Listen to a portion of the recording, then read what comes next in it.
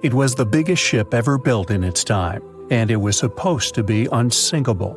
But within days of steaming out on its first voyage in 1912, the Titanic was gone beneath the relentless waves of the North Atlantic Ocean.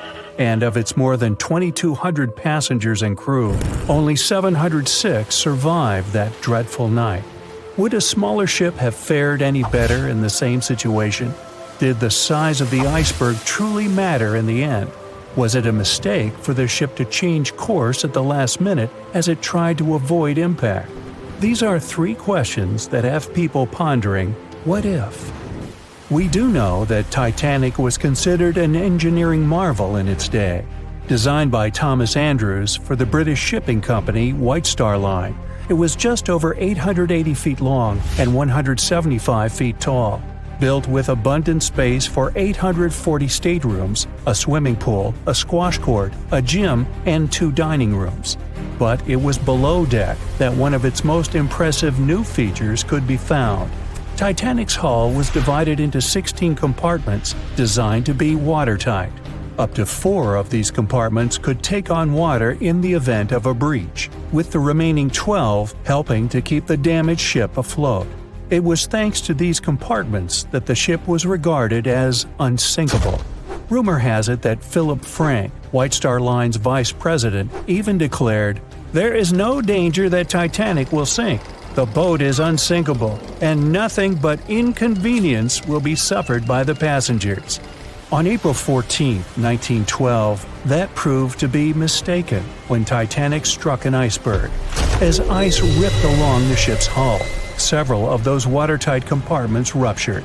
It took only 2.5 hours for Titanic to sink. Did the size of the iceberg that hit Titanic seal its fate? Would a bigger or smaller iceberg have made any difference? Icebergs come in a wide variety of shapes and sizes. They are pieces of ice that have broken away from glaciers or ice shelves in the Arctic and Antarctic, and are now wandering across the ocean until they eventually melt.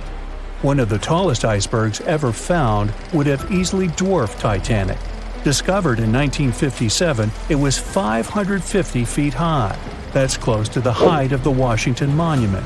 Imagine ramming into something that big. Smaller icebergs, though, can turn out just as dangerous. Some are the size of houses and called bergy bits. Others, closer to the size of a car, are called growlers. These can be much harder for ships and boats to locate, making them more difficult to avoid. And, though smaller, they can produce a lot of damage when hit. It's also critical to recall that icebergs are always bigger than they seem, with the majority of their mass lurking below the ocean surface. In fact, over 80% of an iceberg's volume is underwater. Most of its sharp, jagged edges cannot be seen. Roam too close, and you risk damaging your ship's hull. Because Titanic had little notice of its impending doom, a smaller iceberg, struck at the same angle, could still have been enough to bring that mighty ship down. Now, it's possible that had the iceberg been larger, it would have been spotted sooner. Titanic might have had time to alter course and avoid the impact. But missing that one iceberg would not have guaranteed Titanic's safety. It was traveling in a dangerous stretch of the Atlantic called Iceberg Alley. It's located 250 miles east and southeast of Newfoundland, Canada. Behind one iceberg, there could be another, and another after that. And so the crew on board had to remain very attentive to avoid several potential collisions, not just one. A smaller ship might have been better suited for the trip. Titanic's size was certainly a challenge when it came to steering. In fact, it had just left her dock in Southampton when it nearly collided with another smaller ocean liner, the SS New York, missing it by just 2 feet. The gigantic steamship was obviously not made for maneuvering quickly in tight quarters. A ship that size required time and space to change course.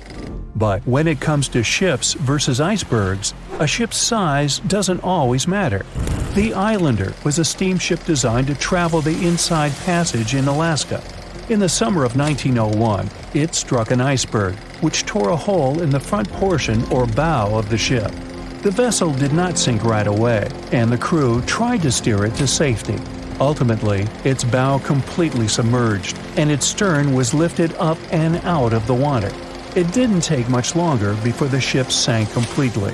Of the 168 passengers and crew members, 128 survived, and $3 million in gold was lost. Islander had a 240-foot hull, making it almost a quarter of the size of Titanic, and that smaller size didn't seem to be much help in preventing a collision with an iceberg. And then there was the Hans Hedtoft in 1959. Also known as the Little Titanic or the Danish Titanic, it was referred to as the safest ship afloat. It was 272 feet long with 95 people on board. Much like the real Titanic, the Hans Hedtoft was specifically engineered to handle most of what the sea could throw its way.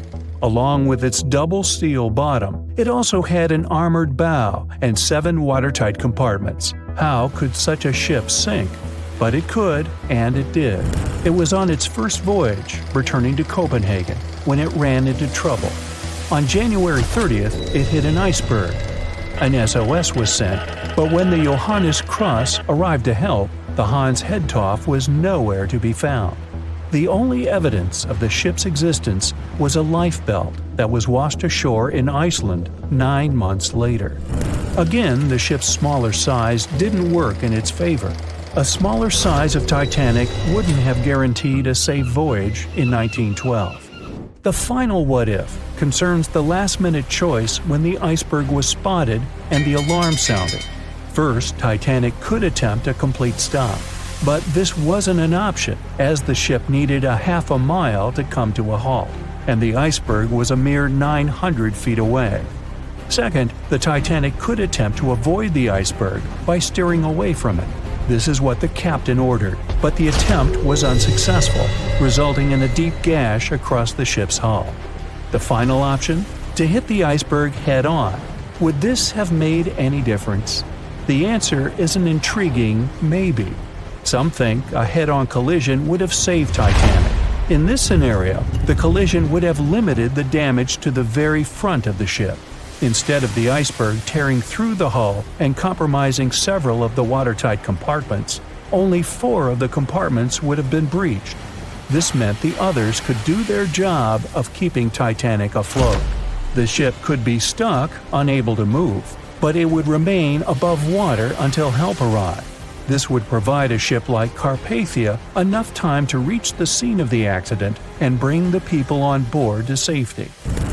One of the Titanic's designers, Edward Wilding, made a similar claim during an inquiry into the sinking. He argued that most people would have survived a head-on crash, and that Titanic itself would not have sunk. Others disagree, though. First, the special bulkheads on Titanic were designed specifically to protect the ship against collisions with other vessels, not with icebergs. These compartments would crumple upon impact, absorbing some of the force while the other ship absorbed the rest. Though the damage would still be extensive, the remaining bulkheads would keep the ship afloat. But an iceberg does not have the same flex in a collision as you would experience with another ship. Most of the force would be absorbed by Titanic, resulting in greater damage to the ship. Even worse, the impact would be carried through the full length of the ship. Rivets would burst, seams would tear, the compartments would quickly flood, and the ship would sink even faster, resulting in fewer survivors. In any case, as with most what-ifs, we'll never really know the answer. As tragic as Titanic's first and last voyage was, it did result in changes that helped make venturing out to sea much safer. Findings from hearings on the disaster led to the creation of the International Ice Patrol, or ICC, in 1914, an organization that tracks icebergs in the Atlantic and Arctic Oceans to ensure vessels in the area can avoid them. In the US and Britain, ships were obligated to carry enough lifeboats to accommodate every person aboard. Regular lifeboat drills were made mandatory. And finally, the bulkheads on ships were made higher to keep water out, and bottoms were stretched to create double hulls, helping make the compartments truly waterproof. There's no denying that Titanic was a terrible tragedy, but the lessons learned from that night to remember has helped prevent many more. John watched on in disbelief as he drifted away on a piece of wood. In the freezing waters of the Arctic, slowly drifting away. John looked upon the vessel he had worked and lived on as it raised its enormous bow high into the sky, then broke in half, causing a sound that only a crack of lightning could replicate. Distraught and dumbstruck, believing that he, and he alone, knew the dark truth behind the demise of the unsinkable ship, the Titanic. 5 days earlier, as the Titanic set sail on its maiden voyage, John worked hard alongside his mates in the coal bunker, stocking up the coal to feed the Titanic's mighty furnace. They had stocked and stored more than John had ever witnessed on any other ship he'd worked on. But this was the Titanic, the grandest ship to have ever sailed the seas. On the Titanic, there could never be too much coal. As they left Belfast and pushed toward Southampton, there was a large bang below decks that went unnoticed. The furnace was roaring and the turbines were spinning, pushing the Titanic forward at a quickened pace. The crew cheered as the vessel moved forward, unaware of the loud, concerning noise. Arriving in Southampton, Greg came aboard, amongst hundreds of other passengers. With 13 years at sea, his vast experience included the role as a quartermaster on 6 previous ships. Ready for a new challenge aboard the greatest vessel ever made, he was looking forward to this next challenge of his career. Greg came with a wealth of experience, especially with sailing through the Arctic. His role was vital within the crew, understanding the seas around the North Pole.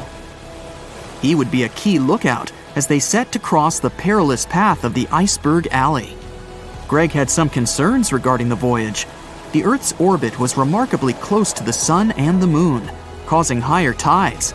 This would make icebergs more prominent, drifting them further away and towards the route of the Titanic as they journeyed to New York. Assessing the lookout tower and inspecting the available gear, Greg found no binoculars. This made him concerned, but the sailors just laughed at Greg. "If the deck is short on ice cubes, we'll be sure to plow right through a berg to resupply." A sailor laughed. Greg didn't share this sentiment. Eager to find out why they had been left short-handed on equipment, since he had such a vital role on the ship, Greg inquired further. Sadly, the officer with the keys to the binocular supply cupboard had been removed from the crew at the last minute. Greg couldn't believe something of this importance had been overlooked. For such a mighty ship with so many people aboard and crossing in a particularly perilous path, this just didn't make sense. But not wanting to be fined for breaking into the ship's property, Greg let it slide, hoping that they wouldn't need the binoculars in the end. Ultimately, if there were icebergs expected, a warning call would be made to the captain, informing of any concerns. Little did Greg know that a warning had been received, notifying of the dangers that awaited, but the telegram didn't provide the required prefix, which would have ensured direct delivery to the captain. So, the critical warning was just overlooked. John and his crew below decks prepared for departure, stoking the engines. He noticed an essence of thick exhaust, far too heavy than what would be expected from the furnaces. The crew searched throughout the lower decks.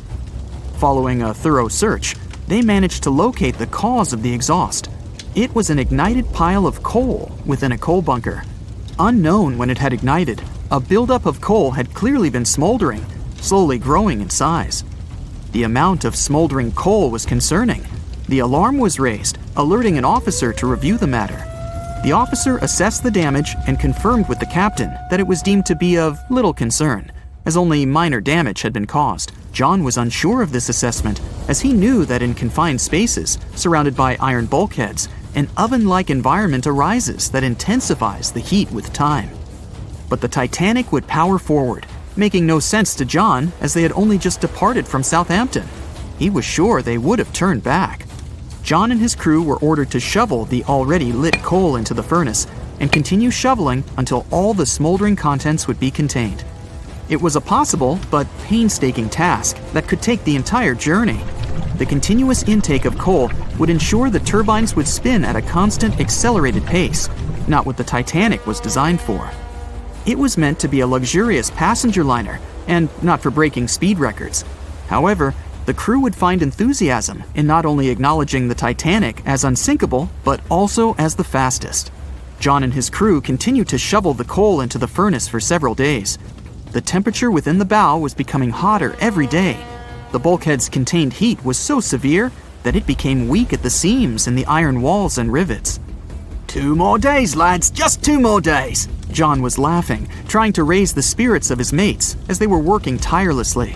But as they were all laughing, joking, and looking forward to dry land, they unknowingly approached their final destination. The Titanic was speeding through the calm sea. Greg looked ahead, above in the lookout tower, keeping a keen eye out as they were in iceberg territory now. Even though the way seemed clear, false horizons could occur, creating confusion about how far objects in the distance truly were. As they were traveling in the Gulf Stream waters into the colder Labrador Current, air columns cooled from the bottom upwards, creating a thermal inversion. This incredibly high air pressure ensured fog wasn't present, providing a deceptively clear outlook. But the thermal inversion can also create optical illusions, showing the horizon further away, appearing higher in the distance, or masking whatever objects that could come before it. These false horizons could easily hide any icebergs that could be approaching. Greg knew the perils of a calm sea in the Arctic, preferring the rough waters, where it's easier to detect icebergs within waves. Peering from the lookout, Greg was looking towards the dark abyss ahead. Suddenly, within 1 mile directly in front, a formidable image quickly emerged from the dark waters surrounding. Iceberg, right ahead! Greg yelled to his mate, who quickly called to the helm and directed them to steer hard to starboard. The helmsman received the call. In the heat of the moment, he turned the wheel counterclockwise. He then realized he'd turned the wheel the wrong way and quickly went in the opposite direction. The ship aimed towards the iceberg, veering to the port side whilst reducing speed. Although there was a delay in turning the wheel, since there was a short distance from the signal and the fast pace that they sailed at, it may not have made a difference. As they approached the iceberg, it appeared as though they'd miss it, but over 87% of an iceberg is underwater. And as they came along the side, the hidden ice underneath hit the port side bow, piercing the side of the hull with a 12-square-foot tear. The ship shook, with all aboard aware that something was amiss. Amongst the confusion and fear, they were oblivious of the damage. As they gathered their bearings, 6 out of 16 compartments were quickly filling up with seawater. The hull could only withstand 4 compartments filling before sinking. Time was ticking as the Titanic made its descent into the depths. The weakened bulkhead with heated steel pillars and rivets broke under the pressure and sudden change of temperature from the ice-cold water. The call was made to abandon the ship. Lifeboats were prepared to be released, while help signals were sent out to nearby ships. The radio operator was guiltily sitting, constantly calling out to a nearby ship that had been in contact with the Titanic recently. There was steady communication with this ship over the past few days, providing warnings of icebergs since the Titanic departed from Southampton. The final warning message received was just 1 hour ago. Upon receiving the final warning, the operator ignorantly responded, "Shut up," with the assumption that their warnings of icebergs were pointless. Following this unfortunate response, the ship turned their radio off and provided radio silence. The closest ship that was responding to their distress signals was 500 miles away, too far to provide any assistance in time. There were countless mistakes that caused the Titanic's watery end, whether they contributed directly or from sheer ignorance. The most tragic of them was the number of people aboard the ship, 2,224 of them. There were only enough lifeboats provided to rescue 1,178, barely half of the people.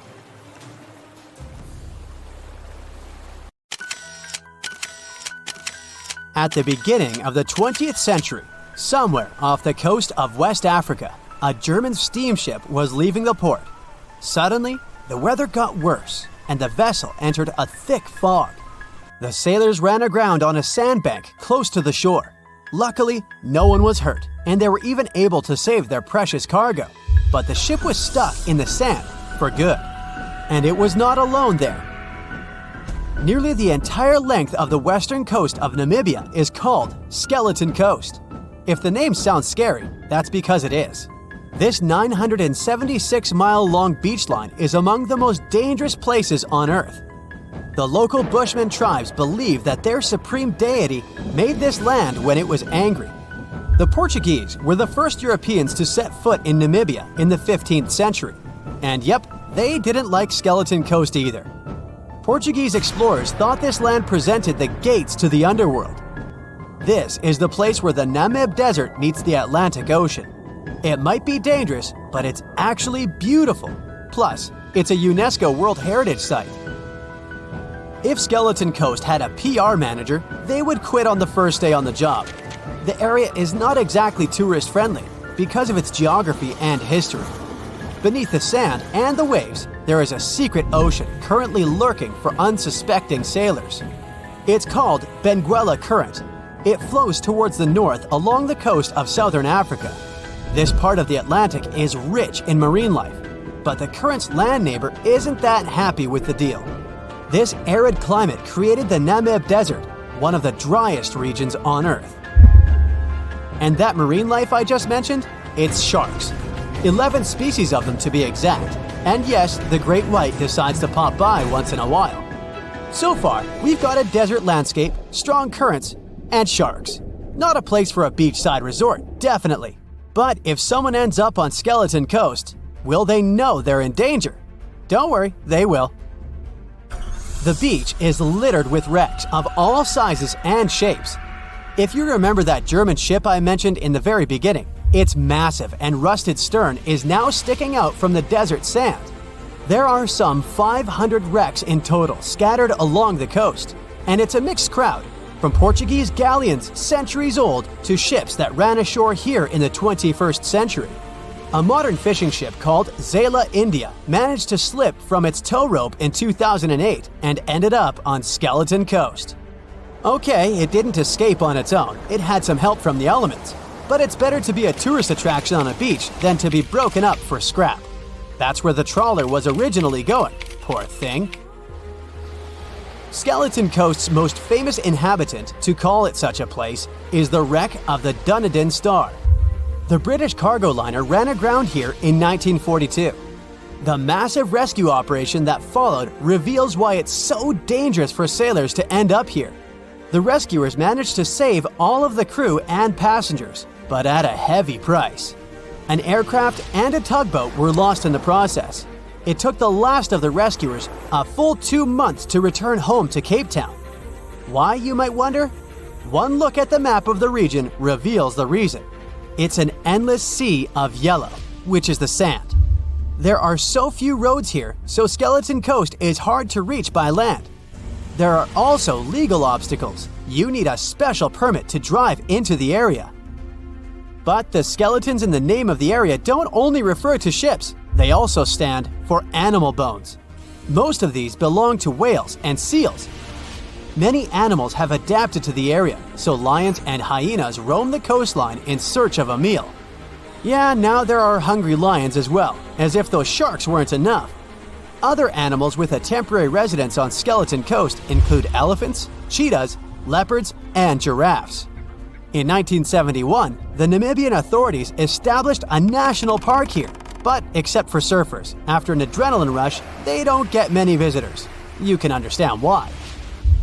The Namib Desert is the oldest desert in the world, and it's not very tourist-friendly either. Those who travel to the region should pack sunscreen and a warm winter jacket. A weird combo, right? Well, not so much when you think that during the day, temperatures soar over 110 degrees Fahrenheit. At night, the air temperature drops below freezing. What a climate roller coaster! And that's not the final danger. Yep, there's more. Remember how that German ship got lost in thick fog? Yeah, it wasn't a one-off event.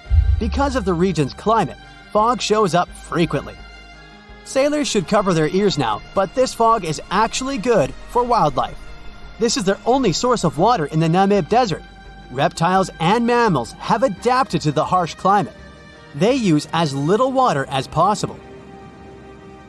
Shifting sands, thick fog, strong currents, lions, and sharks. Not the stuff you would put in a tourist booklet. But Skeleton Coast isn't the only beach on Earth you wouldn't want to spend your vacation on.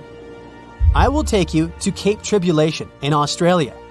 The area covers some 48 square miles in the northwestern part of the continent. And no, the area is not as dry as Skeleton Coast. It's part of the Daintree rainforest. You could say that here, it is the rainforest, not the desert that meets the ocean.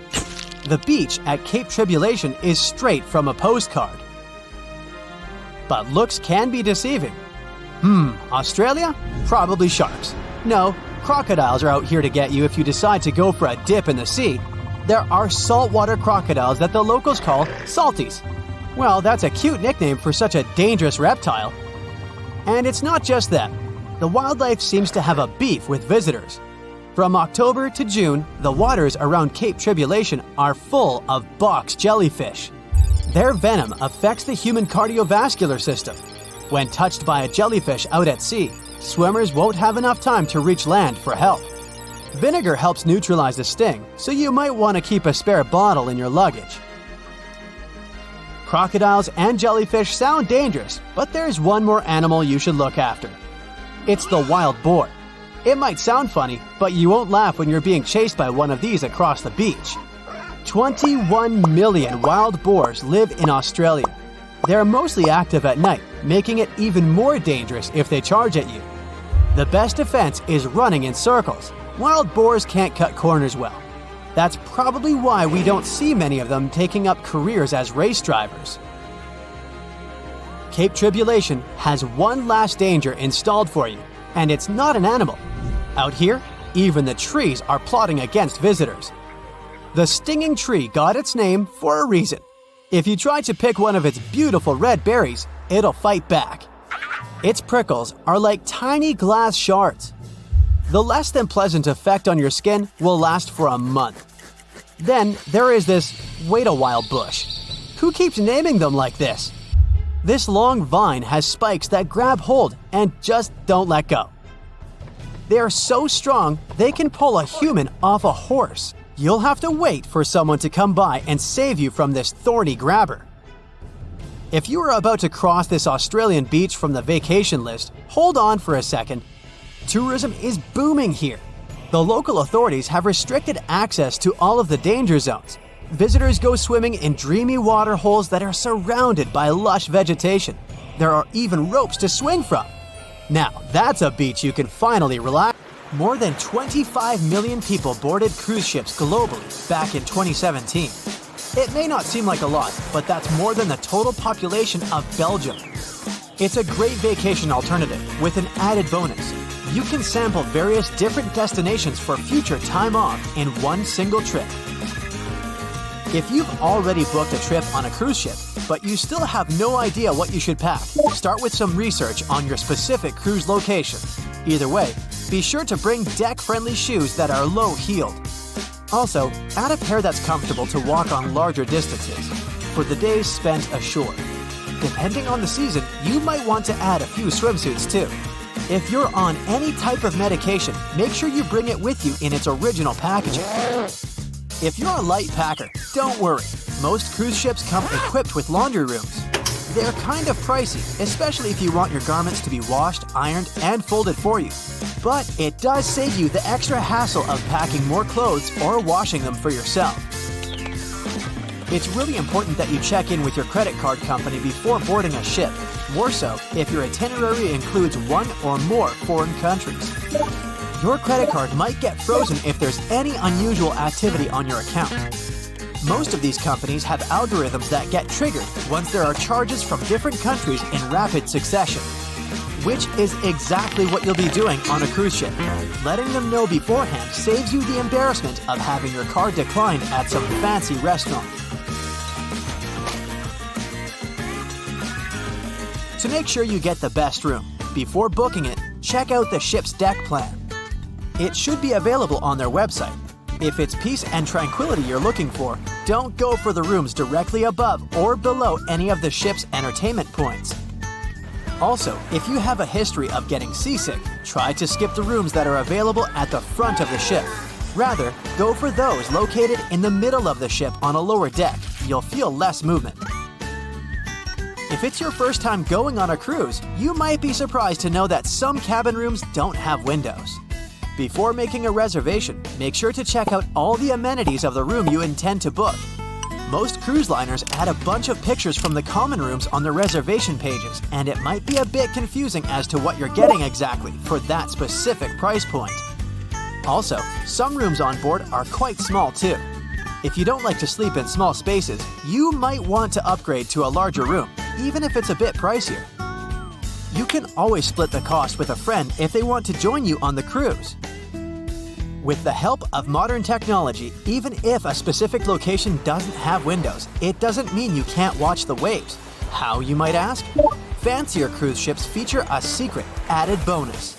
In the areas with no access to sunlight, specialists have built virtual balconies. These high-tech screens work by showing you what's going on outside in real time. They have an added benefit too.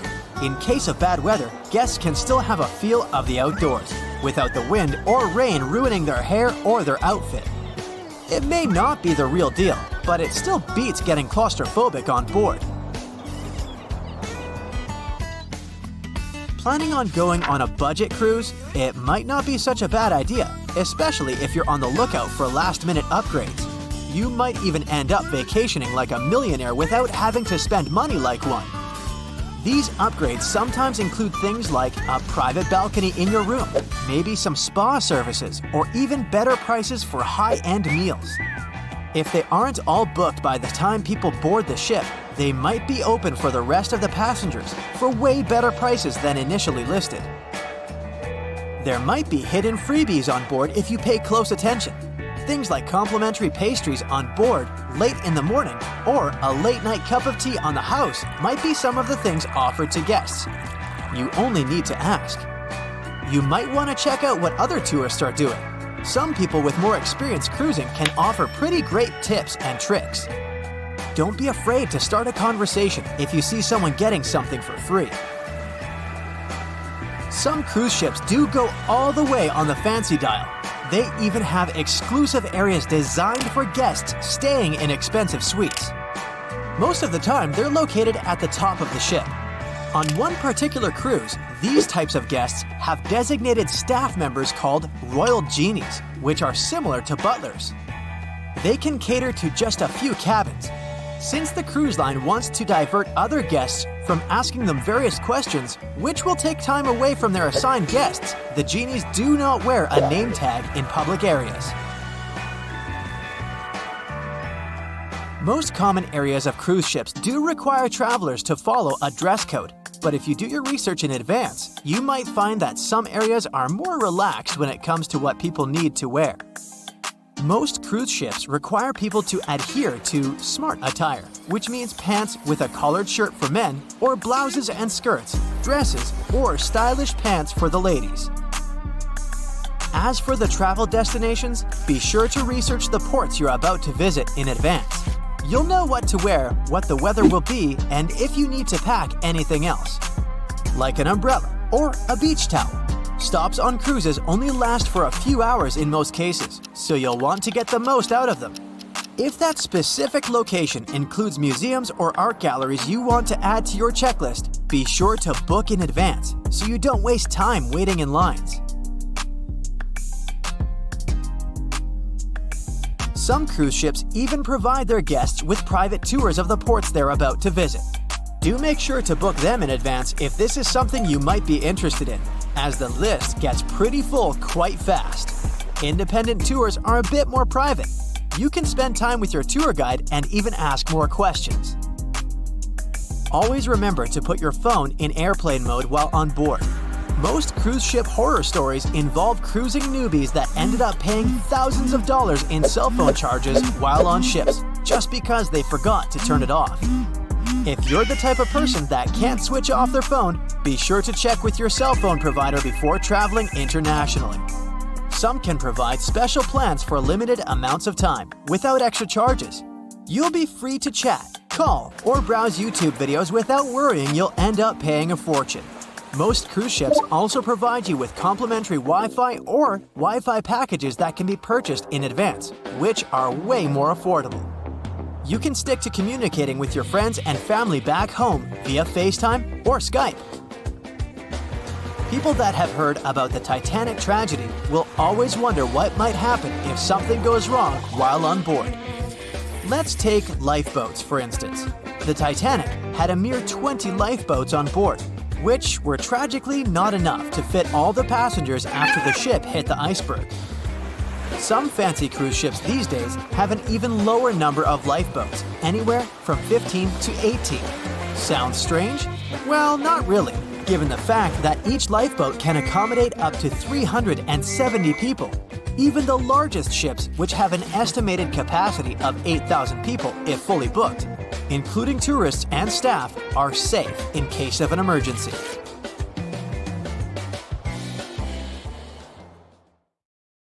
Can you guess how many theories of the Titanic's sinking exist? Right, loads, including a theory of my own, which I'm going to share with you today. And then you can decide which one seems most likely to you. One Piece theory. The very first version of the events was the One Piece theory. It's very simple and basically claims that the sinking happened without any breakups. 2:15 a.m., the ship collides with an iceberg. 2:18 a.m., the lights go out. The ship reaches an angle of 45 degrees and then quickly begins its final plunge into the ocean depths. 2:20 a.m., only about 3 minutes later, the RMS Titanic disappears under the surface of the ocean for good. The liner doesn't break, it just goes down as a whole piece. Of course, this can't be true. In April 1912, the Titanic was not only the largest ship in the world, but also the largest ship ever built. It's hard to believe that such a heavy vessel could have gone down without breaking. That's just impossible.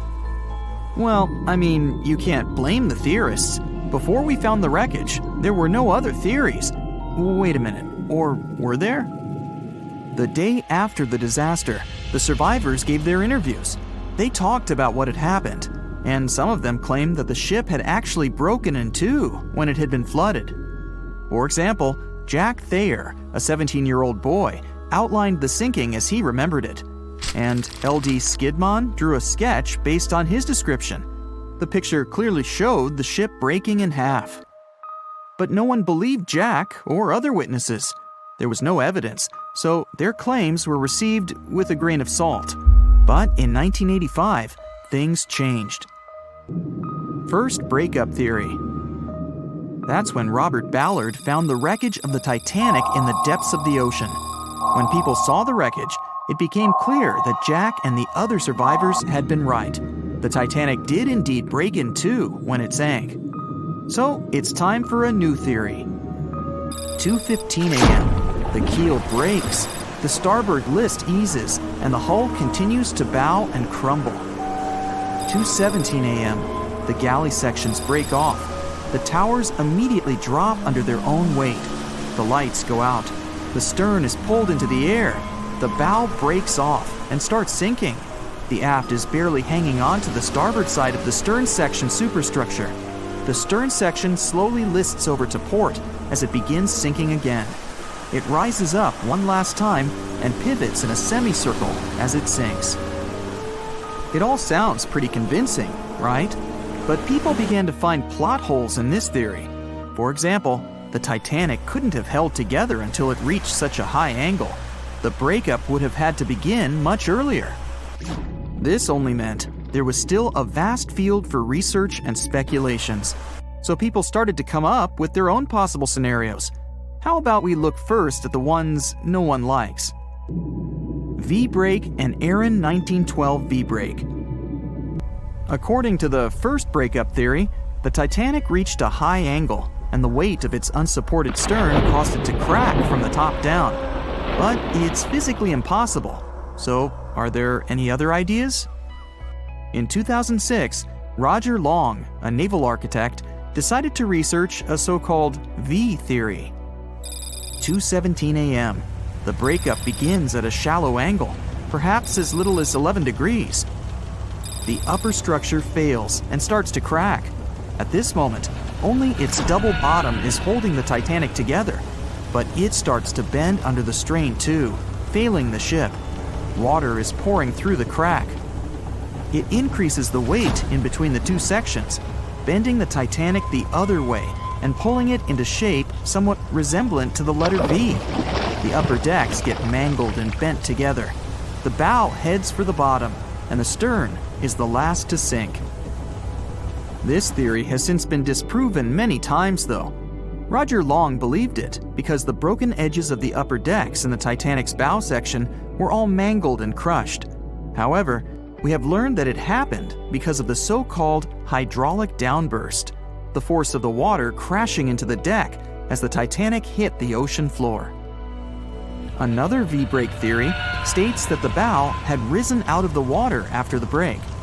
This theory was mainly peddled by one former Titanic enthusiast. But not only has this theory been proved to be physically impossible due to the bow's incredible mass, it was also inspired by incorrect information. Remember Jack Thayer?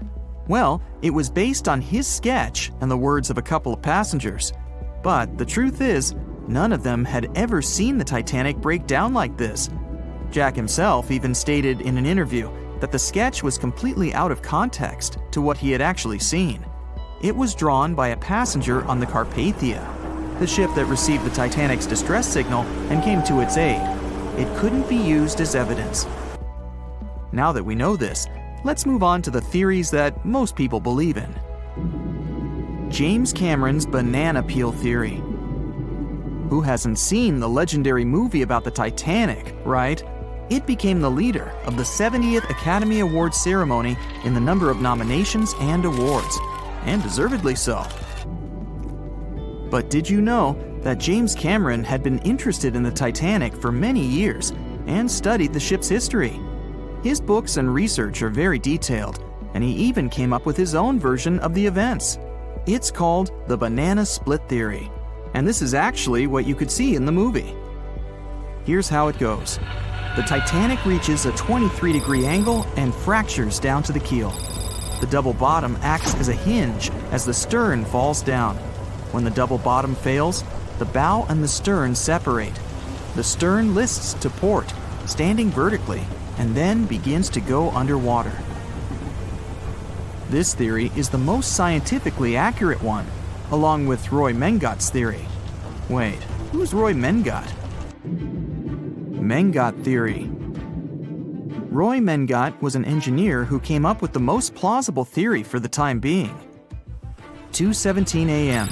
The lights go out on the Titanic. At this moment, the ship is at an angle of 20 to 23 degrees. Suddenly, the vessel snaps in two just around the third funnel. It causes the stern to settle into the water. The keel fails first. The draft and lower hull are crushed and break apart. Water surges into the bow and stern of the ship through the huge cracks, causing the bow section to sink beneath the waves. The stern rises up to the angle of 70 to 90 degrees, and then it sinks too. This theory seems to make the most sense, but it's quite controversial. The survivors who saw the breakup stated that the stern had settled back with the bow completely missing. Mengat's theory, however, contradicts that statement, while James Cameron's scenario takes this into account. Are you thinking what I'm thinking? The truth must be somewhere in the middle. My version. Now, as promised, I'll provide you with my version of the events. Well, it's not really my theory, more like a combination of Roy Mengat's and James Cameron's ones. I believe that James Cameron was right about the breakup. 2:17 a.m. The ship is at a high angle. The lights go out. Then it snaps into two pieces. The bow starts sinking. The double bottom is still attached to the stern for a minute or so. Once the double bottom fails, the two parts separate and the bow goes down. Then, as Mengat said, the stern rises up at a high angle, and then it begins to sink vertically. It might have actually happened because the survivors stated that they had seen a clean break. This means it couldn't be hidden. And they had also seen the stern staying vertically in the air for a long enough time, probably a few minutes, before disappearing. Anyways, all of these are just speculations. Regardless of how the Titanic broke apart and sank, it was a great tragedy. It's already been 110 years since the Titanic collided with an iceberg and sank. Did you know that in 2022, the Blue Star Line Company is completing the construction of an exact replica of the Titanic? Called the Titanic II liner, the ship will be sent sailing along the same route with 2,400 people on board. Let's hope that everything goes well for them. April 14, 1912. The dark night was filled with horrible sounds of a giant metal vessel breaking into two. The largest ship of that time collided with an iceberg that was on its way. The Titanic, one of the biggest stories of the 20th century that people still talk about.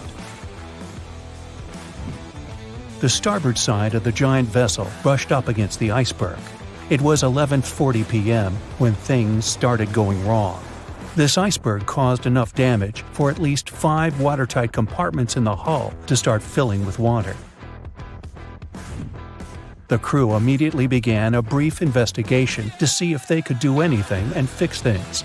They had no one to rely on, all alone in the darkness of the cold night, far away from the land, the North Atlantic Ocean, around 400 miles south of Newfoundland, Canada. They needed time to figure out how to bring people to safety.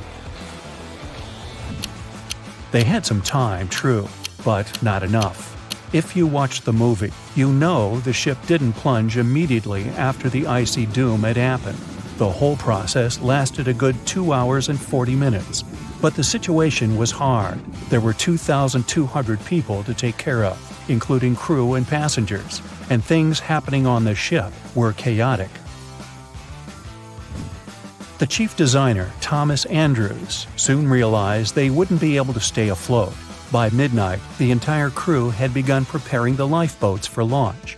They had 20 boats with space for only 1,178 people, which was just a bit more than 50% of the people on board. The order was to get women and children to safety first. Crewmen were there to row and guide the boats. The scene over the next 2 hours gradually started escalating. The crew members had a task to wake up passengers and warn them something bad was happening. They wanted to place them into a fleet of lifeboats as soon as possible. At 12:15 a.m., some crew members sent out a distress signal. A steamship called Frankfurt was among the first ones that received the message and responded, but they were about 170 nautical miles away.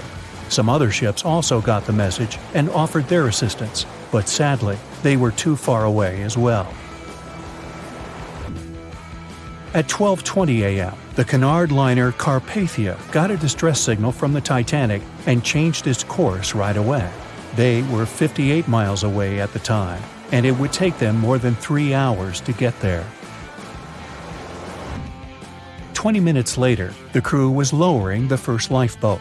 It was carrying only 27 passengers, although it had room for 65. Many of the lifeboats that were launched first were well below capacity.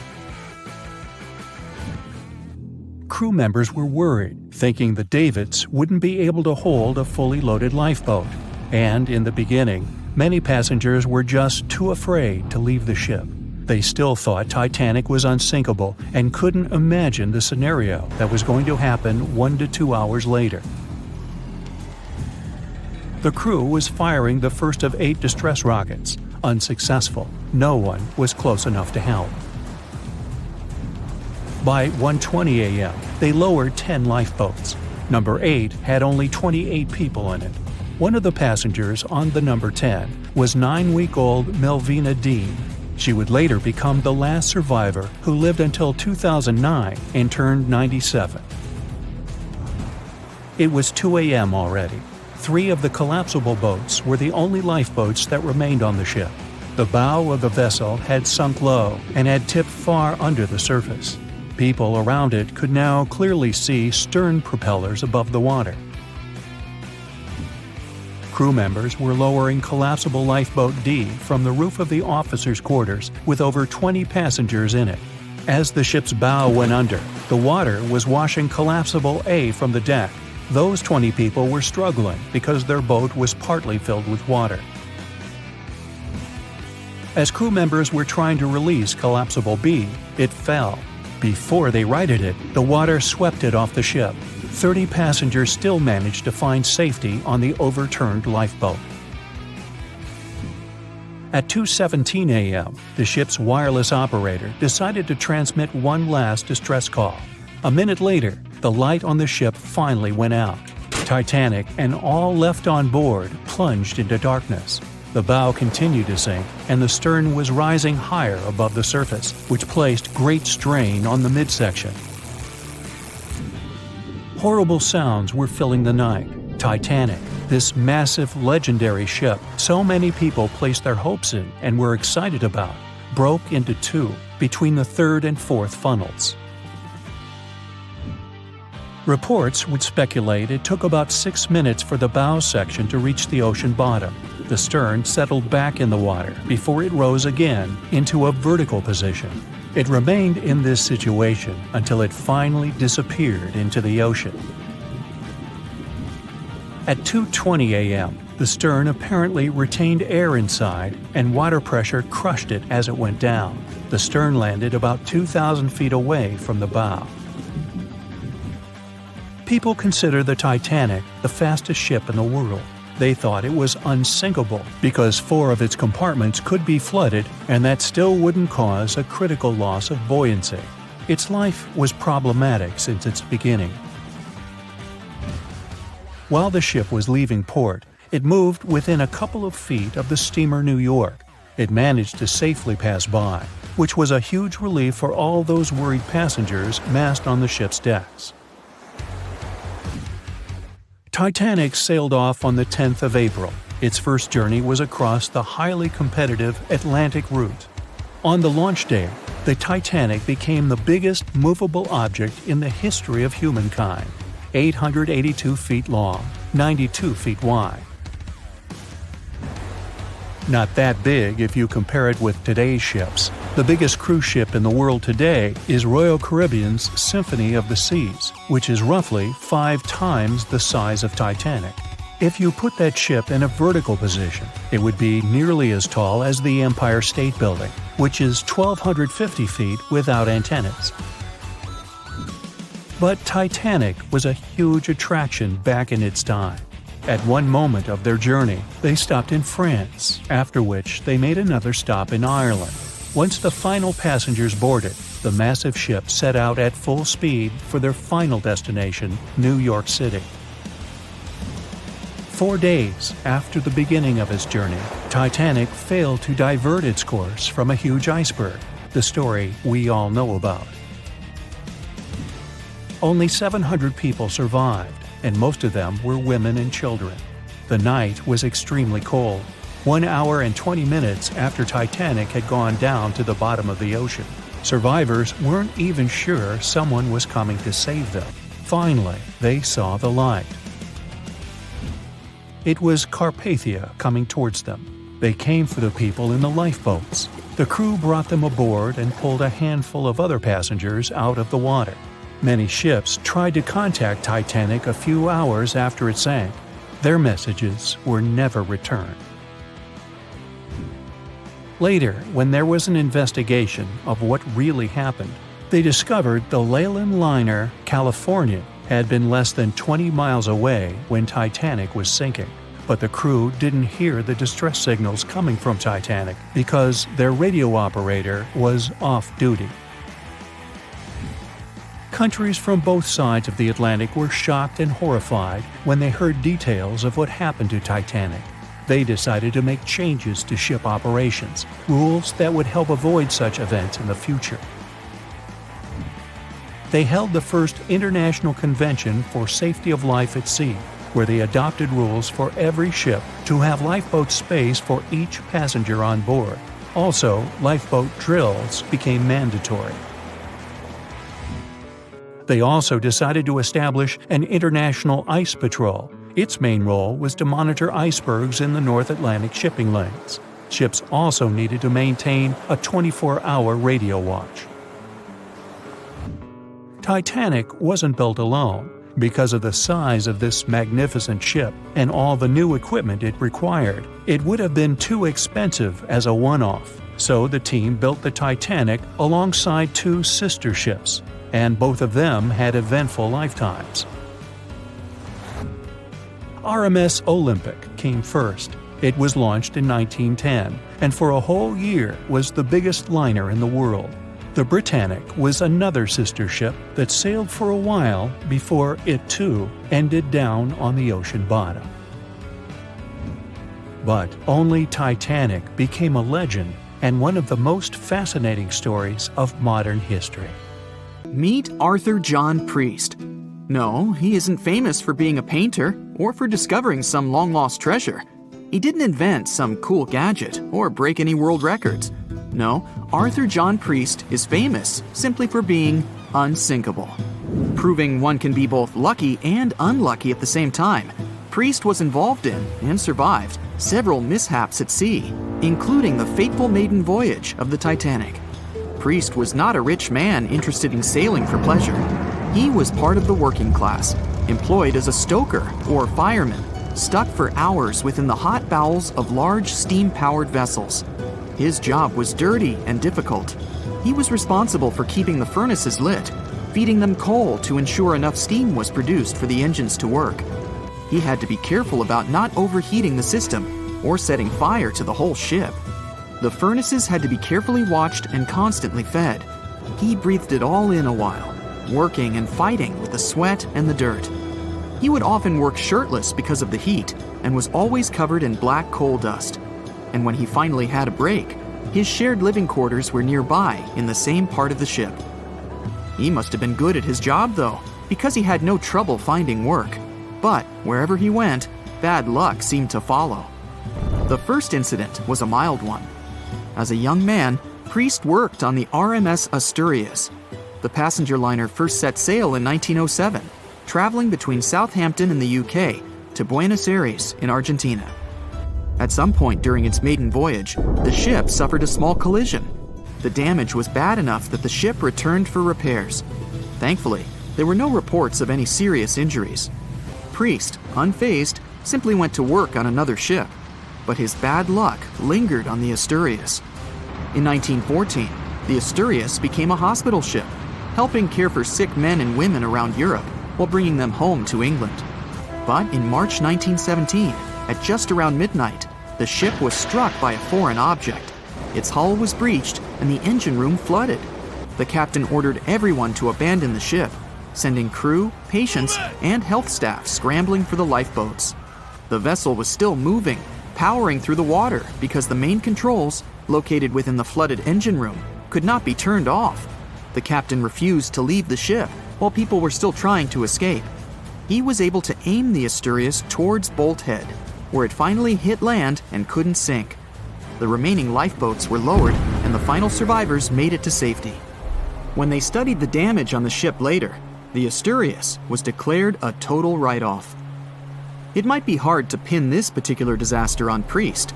After all, he wasn't even on the ship at the time. But it seemed that many of the ships on which he served were destined for trouble. His bad luck followed him to his next job on the RMS Olympic, a massive ocean liner. The Olympic was big. In fact, it had been designed and built as part of the fleet that included the Titanic. But with size came sacrifice. The Olympic was great at moving in one direction, but very difficult to handle when it needed to turn. It was September 1911. The Olympic was trying to alter its course. The Hawk, a smaller ship sailing nearby, didn't give the larger vessel enough room to maneuver, and the two slammed into each other. Because the Hawk was engineered to deal with potential confrontations when out at sea, its reinforced bow tore through the Olympic. Two large gashes appeared on the ocean liner's side. The propeller shaft was badly twisted, and worse, the ship began to take on water. Somehow, the Olympic made it to shore without sinking, and nobody was seriously hurt. Priest had no idea that this was just a small taste of what his future held for him. He next found employment on a brand new ship, a better ship, an unsinkable marvel that was said to be the biggest vessel to have ever been built. Yes, he was going to work on the Titanic. And what a job! It took 29 boilers, requiring 850 tons of coal a day to produce enough steam to power the Titanic. Priest was just one of 150 stokers toiling away in the ship's underbelly, keeping those fires burning day and night. He made around $30 a month. But on April 14, 1912, he would find himself flung from a world of extreme heat to one of blistering cold. At approximately 11:35 p.m., the crew spotted an iceberg. The Titanic tried to avoid it, but the alarm had been sounded too late. 5 minutes later, the two collided. The iceberg tore through the hull, and the once watertight compartments inside were badly ruptured. As the cold Atlantic water flooded in, the ship began to sink. Distress signals were sent, but the closest ship, the Carpathia, was over 3 hours away. In the dark of night and stuck in the middle of nowhere, the crew and passengers panicked. Those who could scrambled for the lifeboats. Others jumped into the icy waters. In total, only 706 survived that terrible night. Priest, at the time of the collision, was down in the ship's lower quarters. He was on break, relaxing from a hard day of work. And as the ship went down, so did his chances of survival. He and his fellow workers were in the most dangerous position on the ship. They had to make their way through a maze of corridors and gangways, some of which were flooded, in a mad dash to the deck. And then they faced the frigid water, jumping in and desperately swimming to safety. The ocean was so cold that Priest even suffered frostbite before finding his way onto a lifeboat. He was one of only 44 stokers to survive that night. After an experience like that, most of us would never set foot on a boat again. But Priest had to work. His next job also ended in disaster. He was offered employment on the HMS Alcantara. It went down in 1916, and Priest was again one of the few to make it to safety. He was badly wounded in the process. But he kept pressing his luck, and his next job as a stoker may have felt eerily familiar. He would be working on a ship built by the same people behind both the Olympic and the Titanic. And this ship, named the Britannic, was the biggest of the three. It was also believed to be a superior vessel, fitted with new safety features after the Titanic sank. For example, it had 48 open lifeboats, 46 of which were the largest ever used on a ship before. 2 of these were even motorized and equipped with special communication devices. The good news? The Britannic survived its first trip without incident. It was already doing better than the Titanic ever did. However, on November 21st, 1916, the Britannic was shaken by a loud explosion while traveling through the Key Channel in the Aegean Sea. The hull was damaged, and some of the compartments began to fill with water. But, unlike the Titanic, the Britannic had been designed for just such an emergency. It had been fitted with 5 watertight bulkheads. Intact, these would help keep the ship safe and floating for a much longer period of time. But there was one issue. Portholes along the lower decks had foolishly been left open. As the ship tilted, the portholes let in water, which flooded the Britannic and hastened its descent into the sea. This effectively made those watertight bulkheads useless. The ship was going down fast, much faster, in fact, than the Titanic had sunk. 35 of the lifeboats were successfully launched, saving most on board. Of the 1,066 passengers and crew, 1,036 survived. Priest, his luck intact, was one of them. And yet, he still wasn't done with a life at sea. He accepted a position as a stoker on the Donegal. It was a smaller passenger ferry that had been converted for use as a hospital boat. In April 1917, it was struck by a foreign object while fleeing an unsafe situation, and though he suffered from a head injury, Priest was again one of the survivors. It took experiencing 2 collisions and 4 sinkings before Priest was finally ready to retire. In fact, he reportedly said he only gave it up because no one wanted to sail with him. Can you blame them? He would live out the rest of his life on dry land in Southampton, England, with his wife Annie and their 3 sons. But Arthur John Priest would always be remembered as the unsinkable stoker. The year was 1854, and the SS Arctic, the fastest passenger liner of its time, set out to cross the Atlantic.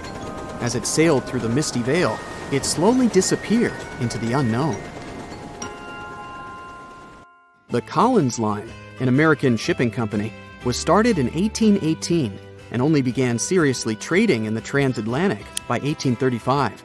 Its steamships crossed the Atlantic from Liverpool to New York within just 10 days. Doesn't sound like a great speed today, I know, but back then, the same thing took other ships several weeks. Light on the water with their wooden hulls, powering through with a strong steam engine, those steamships were the favorite choice for many high-profile people. What could go wrong with such an advanced ship, they thought. This reminds me of some other ship everyone believed to be unsinkable. But anyway, back to the Collins Line. It grew to be a serious contender on transatlantic routes, with only one other competitor, the Cunard's Line. It was a British company also aiming to be the main force through the Arctic Passage.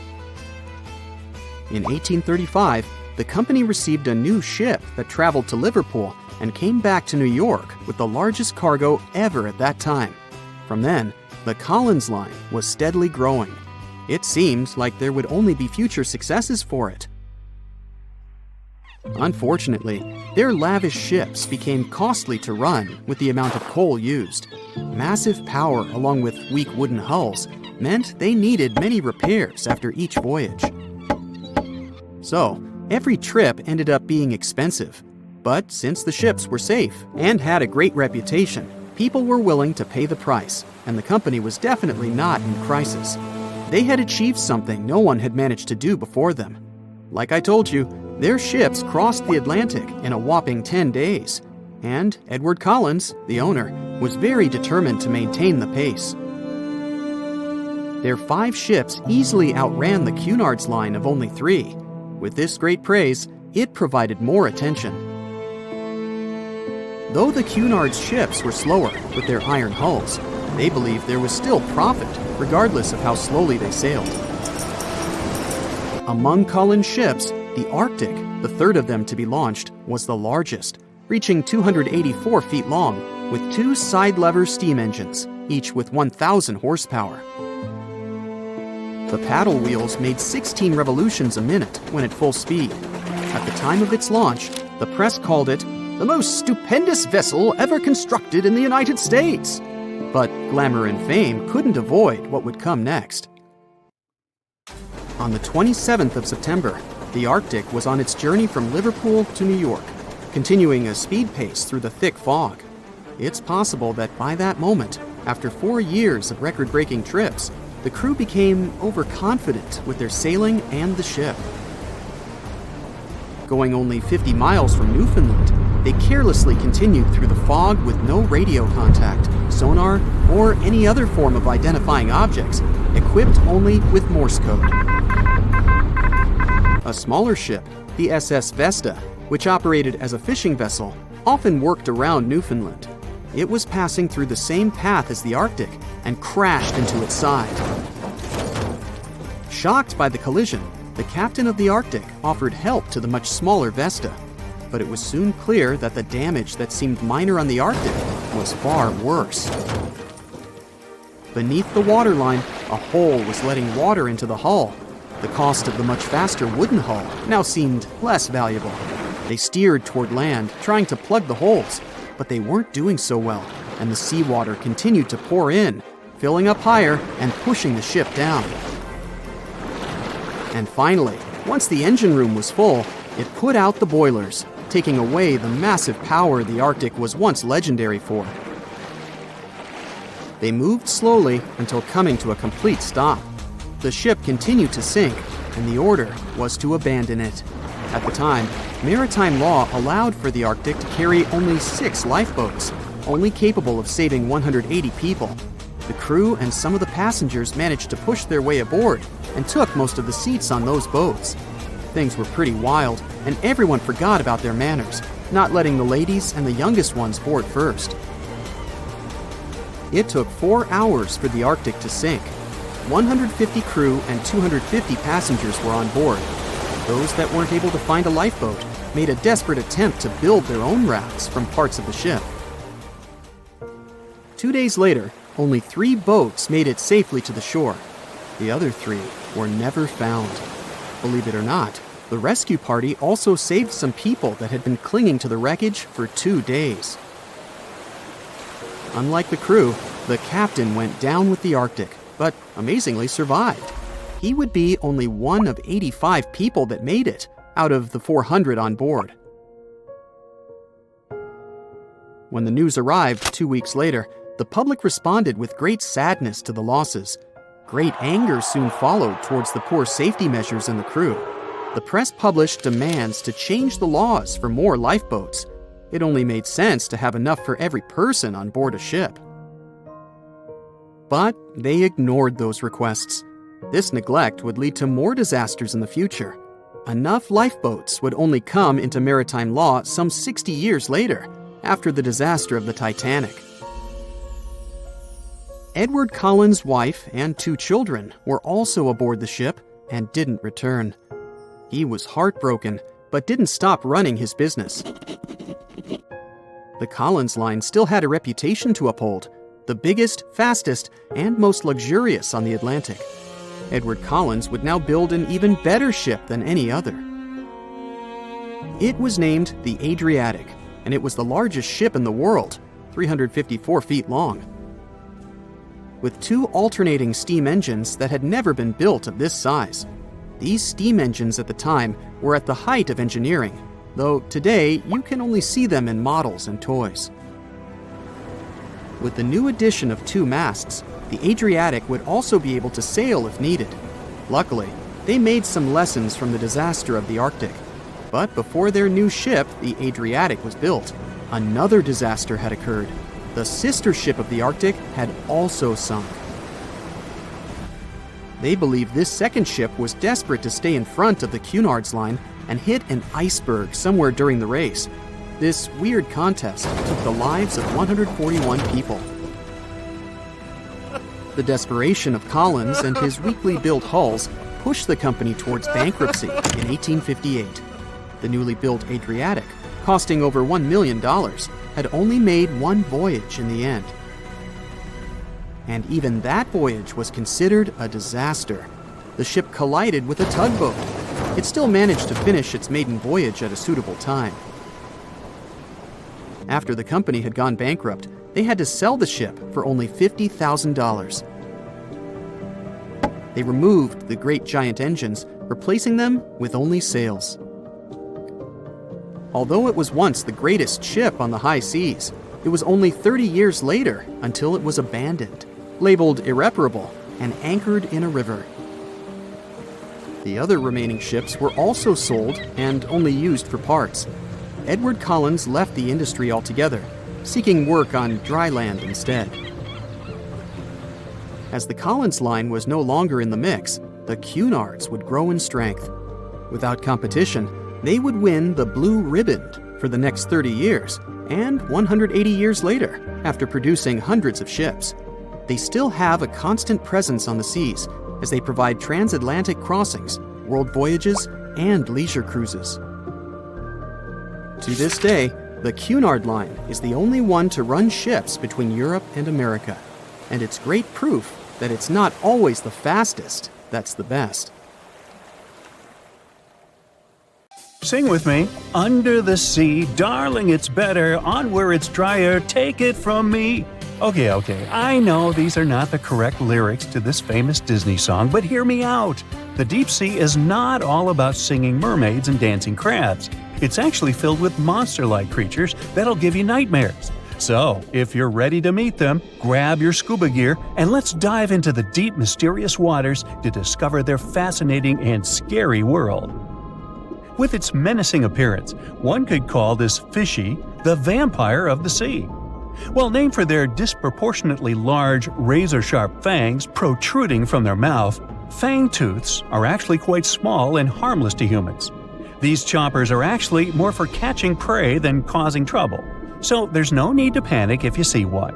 And you'll be even more relieved to know that it's kind of unlikely for you to come across a fangtooth, since they are among the deepest living fish. A regular day in the life of a fangtooth looks like this. By day, they prefer to remain in the gloomy depths. Me too, fishies, me too. It's only towards the evening that they migrate toward the surface to have a feast under starlight. Ah, how romantic. And by daybreak, they return to the deep. What a chill schedule, am I right? So, as you can tell from their daily routine, Fangtooths are among the more active deep-sea fishes, and by that I mean they seek out their food rather than just sitting and waiting. And thanks to their oversized teeth and mouth, hey, I can relate, they're able to attack prey that are even larger than themselves, which is very important in the very large, food-poor deep sea. Fitting to their environment, common fangtooths are dark-colored, either solid brown or black. And unlike most deep-sea fishes, they do not have light-producing organs or cells to communicate with each other or to attract their prey. Instead, they rely heavily on their sense of smell, in addition to making use of even the slightest bit of sunlight that makes it down to the depths. This light doesn't help them to see in any way, but it may be enough for potential prey to cast a shadow as they pass overhead, which lets fangtooths know they're around. Now here's one hilarious fun fact before we move on to the next creature. Fangtooths can never close their mouths because of their huge mouths and long teeth. But you know what? I would bet maybe $500 that my orthodontist would claim he could fix that too. Our next horrific deep-sea animal is as real as a kraken can get. Giant squid, which actually did inspire the legends of the kraken, live up to their name.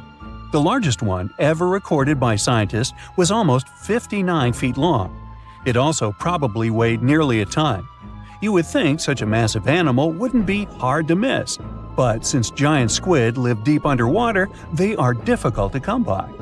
Giant squid, along with their cousin the colossal squid, yep, they are different, have the largest eyes in the animal kingdom. They're somewhere around 10 inches in diameter. In other words, they are around the size of dinner plates. Peekaboo! Having such large eyes allows them to detect objects in the lightless depths of the ocean, where most other animals would see nothing. Nada, zippo. Giant squids have 8 arms and 2 long feeding tentacles that help them seize their prey. These tentacles are tipped with hundreds of powerful sharp teeth and are often double the length of their body. This helps them to snatch prey up to 33 feet away. Hey there, come a little closer. Most of what we know about giant squids come from those that floated to the surface and were found by fishermen. After years of research, it was only in 2012 that a group of scientists were able to successfully film a giant squid in its natural habitat for the first time. Yet again, the giant squid continues to remain largely a mystery due to their inhospitable deep-sea habitat.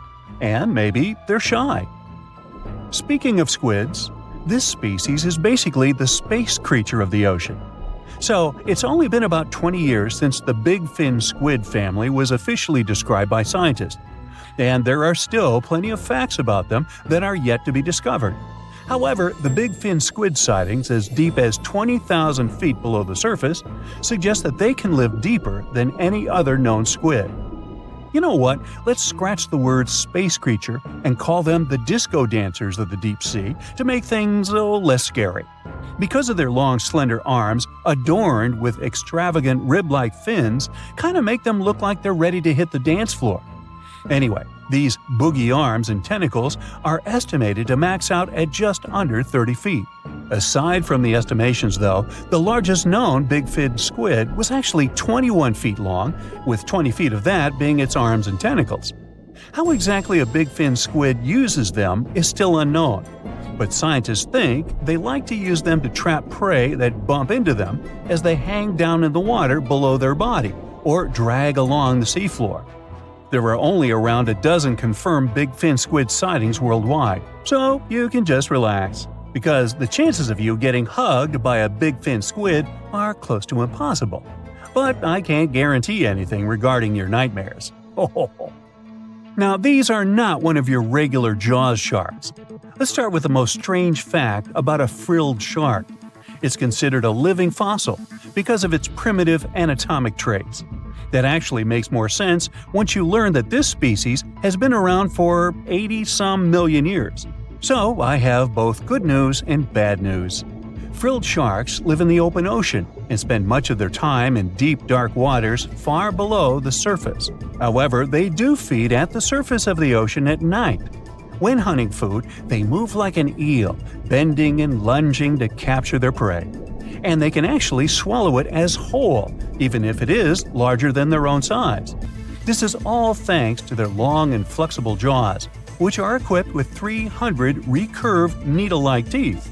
Okay, I am somewhat freaked out now.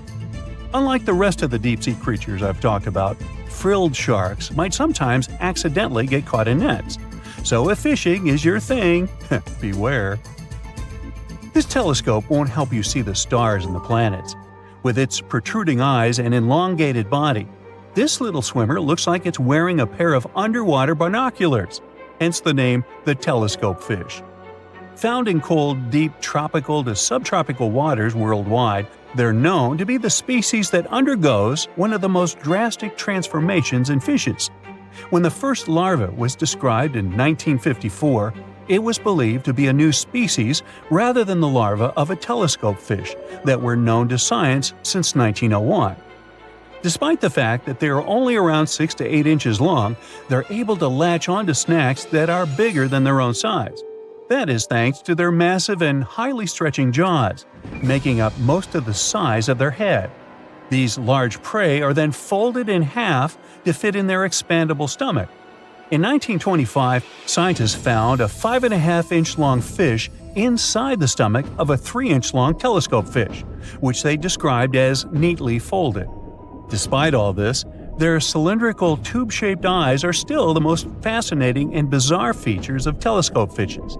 Their specific shape increases light collection to help them detect their prey's weak bioluminescence even from a distance. But although their eyes are good for seeing things in the twilight, they're especially great at seeing silhouettes from below. That's why they orient themselves vertically in the water. Now, I have to admit they look kind of cute if you ask me. Sort of like uglier versions of Minions. John watched on in disbelief as he drifted away on a piece of wood. In the freezing waters of the Arctic, slowly drifting away. John looked upon the vessel he had worked and lived on as it raised its enormous bow high into the sky, then broke in half, causing a sound that only a crack of lightning could replicate. Distraught and dumbstruck, believing that he, and he alone, knew the dark truth behind the demise of the unsinkable ship, the Titanic. 5 days earlier, as the Titanic set sail on its maiden voyage, John worked hard alongside his mates in the coal bunker, stocking up the coal to feed the Titanic's mighty furnace. They had stocked and stored more than John had ever witnessed on any other ship he'd worked on. But this was the Titanic, the grandest ship to have ever sailed the seas. On the Titanic, there could never be too much coal. As they left Belfast and pushed toward Southampton, there was a large bang below decks that went unnoticed. The furnace was roaring and the turbines were spinning, pushing the Titanic forward at a quickened pace. The crew cheered as the vessel moved forward, unaware of the loud, concerning noise. Arriving in Southampton, Greg came aboard, amongst hundreds of other passengers. With 13 years at sea, his vast experience included the role as a quartermaster on 6 previous ships. Ready for a new challenge aboard the greatest vessel ever made, he was looking forward to this next challenge of his career. Greg came with a wealth of experience, especially with sailing through the Arctic. His role was vital within the crew, understanding the seas around the North Pole. He would be a key lookout as they set to cross the perilous path of the Iceberg Alley.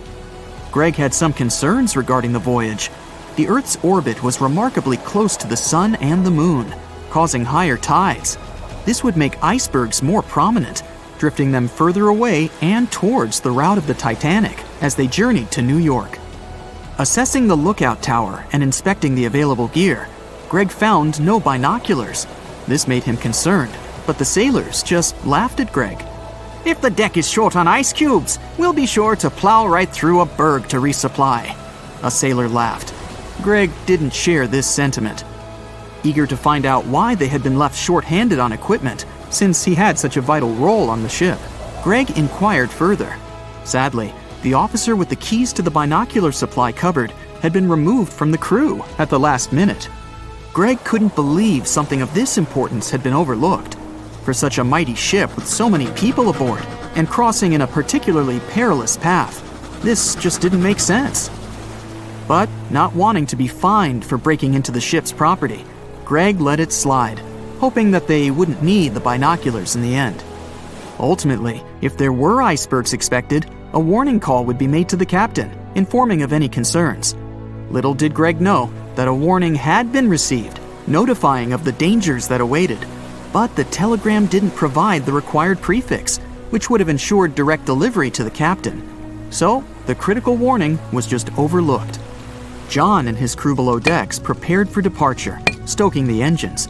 He noticed an essence of thick exhaust, far too heavy than what would be expected from the furnaces. The crew searched throughout the lower decks. Following a thorough search, they managed to locate the cause of the exhaust. It was an ignited pile of coal within a coal bunker. Unknown when it had ignited, a buildup of coal had clearly been smoldering, slowly growing in size. The amount of smoldering coal was concerning. The alarm was raised, alerting an officer to review the matter. The officer assessed the damage and confirmed with the captain that it was deemed to be of little concern, as only minor damage had been caused. John was unsure of this assessment, as he knew that in confined spaces, surrounded by iron bulkheads, an oven-like environment arises that intensifies the heat with time. But the Titanic would power forward, making no sense to John as they had only just departed from Southampton. He was sure they would have turned back. John and his crew were ordered to shovel the already lit coal into the furnace and continue shoveling until all the smoldering contents would be contained. It was a possible but painstaking task that could take the entire journey. The continuous intake of coal would ensure the turbines would spin at a constant, accelerated pace, not what the Titanic was designed for. It was meant to be a luxurious passenger liner and not for breaking speed records. However, the crew would find enthusiasm in not only acknowledging the Titanic as unsinkable, but also as the fastest. John and his crew continued to shovel the coal into the furnace for several days. The temperature within the bow was becoming hotter every day. The bulkhead's contained heat was so severe that it became weak at the seams in the iron walls and rivets. 2 more days, lads, just 2 more days. John was laughing, trying to raise the spirits of his mates as they were working tirelessly. But as they were all laughing, joking, and looking forward to dry land, they unknowingly approached their final destination. The Titanic was speeding through the calm sea. Greg looked ahead, above in the lookout tower, keeping a keen eye out as they were in iceberg territory now. Even though the way seemed clear, false horizons could occur, creating confusion about how far objects in the distance truly were. As they were traveling in the Gulf Stream waters into the colder Labrador Current, air columns cooled from the bottom upwards, creating a thermal inversion. This incredibly high air pressure ensured fog wasn't present, providing a deceptively clear outlook. But the thermal inversion can also create optical illusions, showing the horizon further away, appearing higher in the distance, or masking whatever objects that could come before it. These false horizons could easily hide any icebergs that could be approaching. Greg knew the perils of a calm sea in the Arctic, preferring the rough waters, where it's easier to detect icebergs within waves. Peering from the lookout, Greg was looking towards the dark abyss ahead. Suddenly, within 1 mile directly in front, a formidable image quickly emerged from the dark waters surrounding. Iceberg, right ahead! Greg yelled to his mate, who quickly called to the helm and directed them to steer hard to starboard. The helmsman received the call. In the heat of the moment, he turned the wheel counterclockwise. He then realized he'd turned the wheel the wrong way and quickly went in the opposite direction. The ship aimed towards the iceberg, veering to the port side whilst reducing speed. Although there was a delay in turning the wheel, since there was a short distance from the signal and the fast pace that they sailed at, it may not have made a difference. As they approached the iceberg, it appeared as though they'd miss it, but over 87% of an iceberg is underwater. And as they came along the side, the hidden ice underneath hit the port side bow, piercing the side of the hull with a 12-square-foot tear.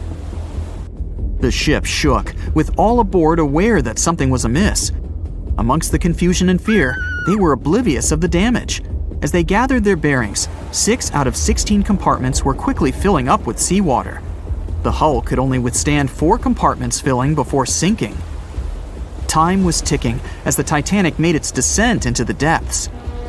The weakened bulkhead with heated steel pillars and rivets broke under the pressure and sudden change of temperature from the ice-cold water. The call was made to abandon the ship. Lifeboats were prepared to be released, while help signals were sent out to nearby ships. The radio operator was guiltily sitting, constantly calling out to a nearby ship that had been in contact with the Titanic recently. There was steady communication with this ship over the past few days, providing warnings of icebergs since the Titanic departed from Southampton. The final warning message received was just 1 hour ago. Upon receiving the final warning, the operator ignorantly responded, "Shut up," with the assumption that their warnings of icebergs were pointless. Following this unfortunate response, the ship turned their radio off and provided radio silence. The closest ship that was responding to their distress signals was 500 miles away, too far to provide any assistance in time. There were countless mistakes that caused the Titanic's watery end, whether they contributed directly or from sheer ignorance. The most tragic of them was the number of people aboard the ship, 2,224 of them.